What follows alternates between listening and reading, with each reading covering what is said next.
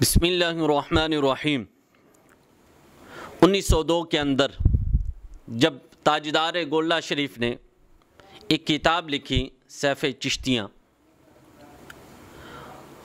اس کے بارے میں مرزا غلام احمد قادیانی نے تاجدار گولڈا کو بڑی گالیاں دی، بہت زیادہ گالیاں دی آپ کو، اور ساتھ پیغام بھی بھیج دیا کہ آپ میرے ساتھ مناظرہ کریں، کیونکہ میں عربی تفسیر بڑی خوبصورت لکھتا ہوں، آپ بھی عربی تفسیر خوبصورت لکھیں، مناظرہ کر لیتے ہیں، دیکھ لیتے ہیں کہ کون اچھی لکھتا ہے، اور دیکھیں گے جب جو اچھی لکھے گا وہی کامیاب ہوگا۔ آپ نے اس کے چیلنج کو قبول کر لیا۔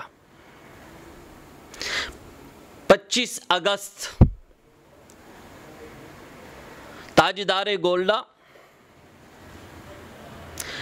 اور امیر ملت پیر جماعت علی شاہ صاحب رحمت اللہ تعالی اور سینکڑوں علماء کرام اور خدا میں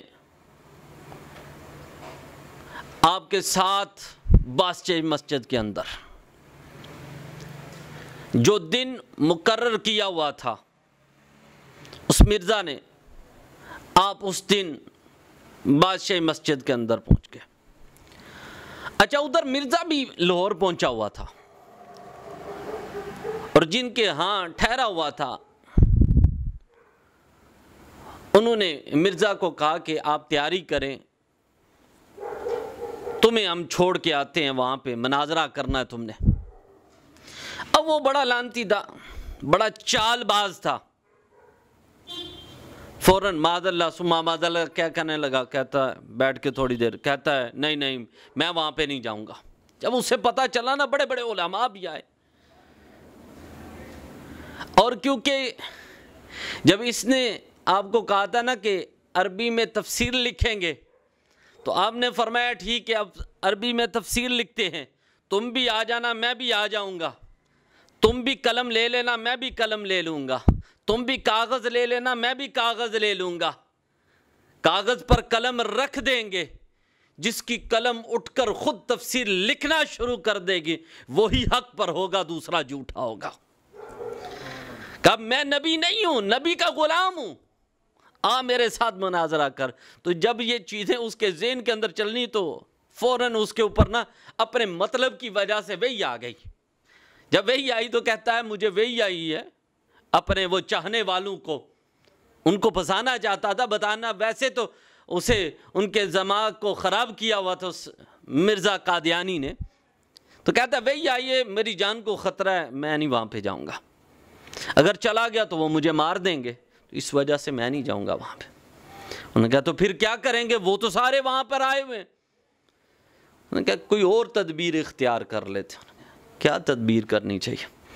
اس نے کہا ایسا کرو کہ جاؤ، اپنے ایک غلام کو اس نے بھیجا، اپنے ماننے والے کو بھیجا، جاؤ جا کر ان سے بات کرو، ان سے کسی قسم کی اور ڈیل کرو۔ مرزا کا جب غلام تاجدار گولڈا کے پاس گیا اور جا کر کہتا ہے کہ وہ یہاں پر نہیں آئیں گے، کیونکہ ان کی جان کو خطرہ ہے، اس وجہ سے وہ یہاں پہ نہیں آئے گا۔ چلے آپ ایسا کر لے کہ ایک لولا لے آتا ہوں، کوڑا لے آتا ہوں، ایک آپ کے پاس لے آتا ہوں، ایک مرزا کے پاس لے جاتا ہوں، آپ اس کو ٹھیک کر دیں تو آپ کامیاب، اگر مرزا اسے ٹھیک کر دے تو وہ کامیاب۔ تو آپ جلال میں آگے، آپ نے فرمایا سن، تو کوڑے کی بات کرتا ہے، تو لولے کی بات کرتا ہے، آج جو ہے گولڈا کو لے چل کسی قبرستان میں، پرانی قبر میں، اور وہاں پہ مردے کو گولڈا جو ہے میر علی شاہ آج مردے کو اٹھا کر سرکار کی ختم نبوت اس سے بیان کروائیں گے، اور تم کوڑے کی بات کرتے ہو۔ کہ اس کو تندرستی، چلتے ہیں کسی قبر پر لے چل، تو وہاں پہ مردے کو زندہ کر کے میں اس سے سرکار کی ختم نبوت بیان کرواؤں گا۔ اللہ اکبر۔ اس کے دل کے اندر یہ خیال تھا کہ میں آج یہ لوگوں کو یہ بہت بڑا کام ہے کہ لولے کو تندرستی کرنا، کہ اس کی جو ہے وہ تندرست ہو جائے گا، یہ بڑی بات ہے۔ لیکن ادھر گولڑا شریف کے تاجدار گولڑا نے بڑی پیاری پیر مہر علی شاہ صاحب نے آپ نے فرمایا یہ تو معمولی چیزیں ہیں، چل قبرستان، کسی قبر پر چلتے ہیں، مردے کو زندہ کر کے سرکار کی ختم نبوت میں ان سے کہلاتا ہوں، چل۔ اللہ اکبر۔ کسی نے آپ سے کہا تاجدار گولڑا سے کہ آپ نے تو بڑا دعویٰ کر دیا، ادھر بہت دعویٰ کر دیا کہ میں مردے کو زندہ کر۔ آپ نے فرمایا میں نے کہاں دعویٰ کیا تھا، میں نے دعویٰ نہیں کیا۔ اللہ اکبر۔ کیونکہ وہاں پر بات تھی عزت رسول کی، عظمت رسول کی، وہاں پر میرے آقا کی نبوت کی بات تھی، ختم نبوت کی بات تھی۔ جب رات کو میں تیاری کر رہا تھا تو میرے آقا، میرے نانا مصطفیٰ میری خواب میں آئے اور کہا او میر علی، کل جا کر وہاں پر تو جو کہے گا وہ پورا ہو جائے گا۔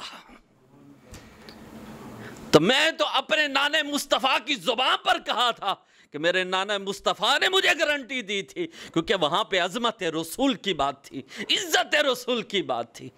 وہ مرزا قادیانی بھاگ گیا، آیا ہی نہیں مقابلہ، اور ہمارے بزرگوں کا وہ مقابلہ نہیں کر سکتا، وہ لعنتی ہے۔ میرے آقا نے فرمایا کہ اللہ تبارک تعالی، حضرت ثوبان رضی اللہ تعالیٰ اس حدیث کے راوی ہے، حضرت ثوبان رضی اللہ تعالیٰ، کہ رسول اللہ صلی اللہ علیہ وسلم نے ارشاد فرمایا بے شک اللہ تبارک تعالیٰ نے تمام روح و زمین کو میرے لیے سمیٹ دیا، میں نے مشرق و مغرب کو دیکھ لیا، ان قریب میری امت میں سے 23 کذاب پیدا ہوں گے اور ہر کسی کا یہی دعویٰ ہوگا کہ میں نبی ہوں۔ آپ نے فرمایا لا نبی بعد، میرے بعد کوئی نبی نہیں ہوگا، میں ہی آخر الزمان نبی ہوں۔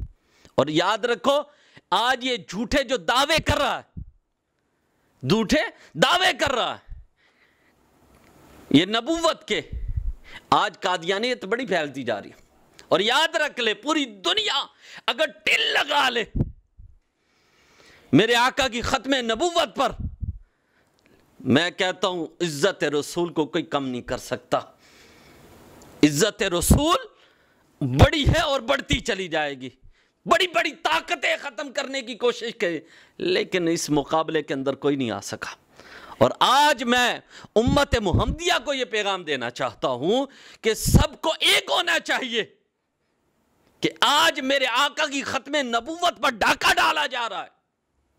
اللہ اکبر۔ ہم دیکھتے ہیں کوئی آتا ہے ایک جگہ پہ، کسی دکاندار کے پاس 1000 کا نوٹ لے کر آتا ہے، وہ فوراً چیک کرتا ہے کہ جعلی تو نہیں ہے، ٹھیک ہے نا، پیٹرول پمپ پہ چلے جاؤ جعلی تو نہیں، کسی اور کے پاس چلے جاؤ جعلی تو نہیں ہے، ہم چیک کر کے دیکھتے ہیں۔ لیکن ہم نے کبھی یہ بھی دیکھا جو تمہارے پاس آ کر بیٹھتا ہے اٹھتا ہے، کیا اس کا ایمان جو ہے وہ کامل ہے بھی ہے کہ نہیں؟ دیکھا تو کرو کم سے کم۔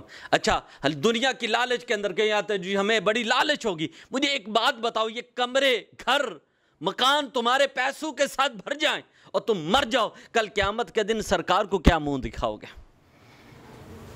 اللہ اکبر۔ اس وقت ختم نبوت پر سیدنا صدیق اکبر رضی اللہ تعالیٰ کے دور سرکار کے بعد جب مسلمہ بن کذاب نے اعلان نبوت کہا تھا، اس وقت جو ہے 1200 صحابہ شہید ہوئے تھے۔